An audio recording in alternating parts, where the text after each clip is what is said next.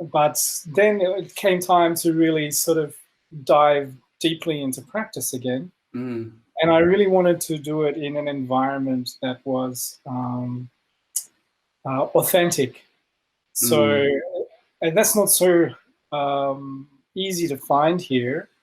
Actually, in Shanghai, there are a lot of places like yoga studios. Like yoga is huge here. There's apparently, like, I heard 10,000 yoga studios in Shanghai.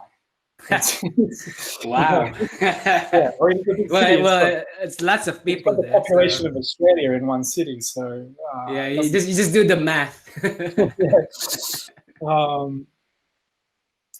Anyway, so there's a lot of that kind of place and a lot of new agey kind of things. But I meant like a serious environment, a genuine environment, authentic environment. And I ended up finding this website for a very small temple that was about 3 or 4 hours bus ride out of Shanghai in the countryside. And there was an Australian man there who had become the disciple of the head monk there, the abbot there. And the Australian guy had created like this program for people to come and visit the temple, stay at the temple, participate in his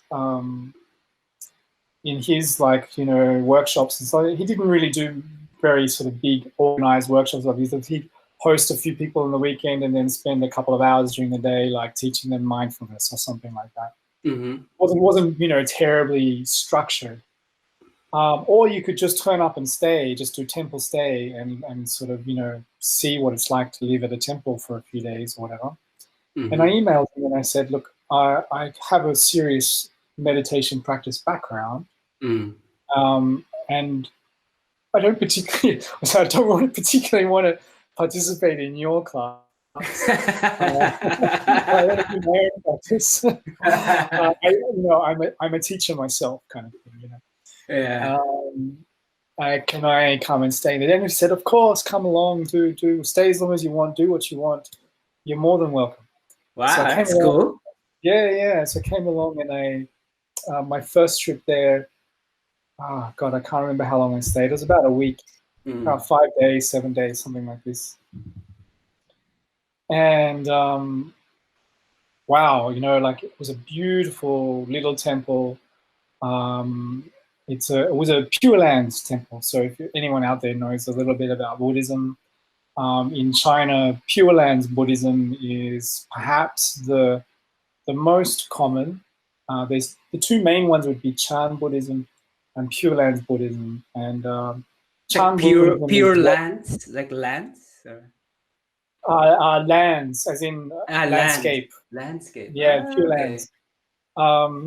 And the other one is Chan, which everyone knows by the Japanese word Zen. So in China, it's called Chan Buddhism. And then there's also Pure Lands Buddhism. There are others as well, but those are probably the two main ones in China. Anyway, Pure Lands is like,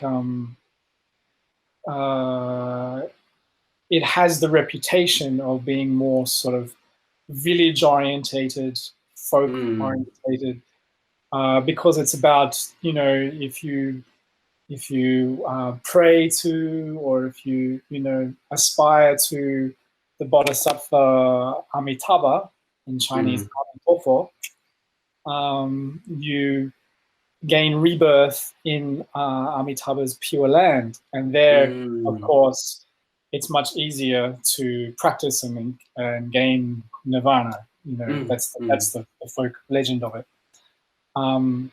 So it was a Pure Lands temple, and a temple to the Bodhisattva Amitabha, or Amitabha as it's more well known outside of China.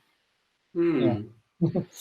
So bodhisattvas are those who can escape reincarnation but choose to come back until everyone's Yeah, enlightened. Is it something like that? Yeah. that's kind of like they're like they're sort of like deities, major deities of the Buddhist universe, but they were once people, and they attain a very high level of accomplishments and but delay the final release in order to help all sentient beings.